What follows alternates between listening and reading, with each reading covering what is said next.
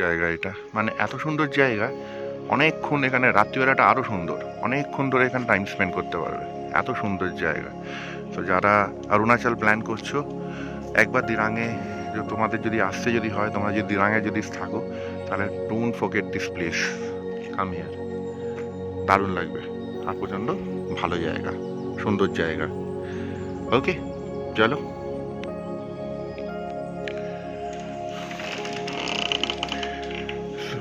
Guys, এইটা হচ্ছে room.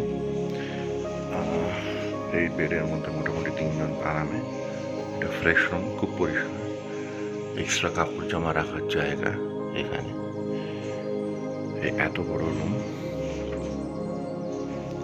তোমার ইলেকট্রিসিটি আছে এখানে, টিভি রয়েছে, সেট টপ বক্স ইউজ করতে পারো।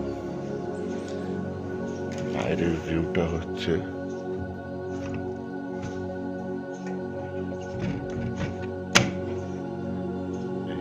বাইরের ভিউ।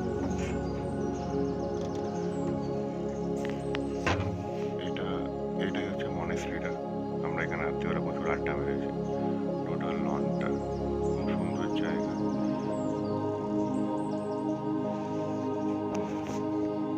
হাত বাড়িয়ে হাত বের করে এটা ভিডিও করা, তাই জন্যে। তো এটা হচ্ছে টোটাল রুমটা। সো দারুণ, এটা দারুণ, আর খুব চিপ, পর্যন্ত সস্তা। সো আরামে 3 জন তো আরামেই শুতে পারবে, কোনো অসুবিধা নেই। এক্সট্রা বেড চাইলে এক্সট্রা বেডও রয়েছে, তোমার কোনো প্রবলেম নেই, কোনো অসুবিধা নেই, ঠিক আছে। সো অরুণাচল প্ল্যান করলে অনেক রকমের আমরা তো ইনফরমেশনস পাই।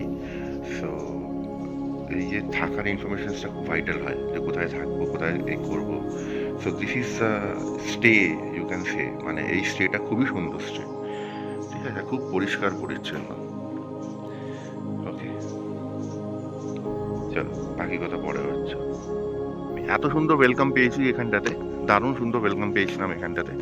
আজকে সকালবেলা আমরা এখান থেকে বেরিয়ে যাচ্ছি, বাট বিশ্বাস করো জায়গাটাকে ছাড়তে ইচ্ছে করছে না, মনে হচ্ছে আরেকবার এখানে থেকে স্টে করে যাই, আরেকদিন এখানে স্টে করে যাই, but still have to go, walk come first.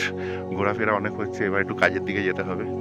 So আমি আবার অরুণাচল এলে I will stay over here, আমি এখানেই থাকবো আপাতত। টাটা।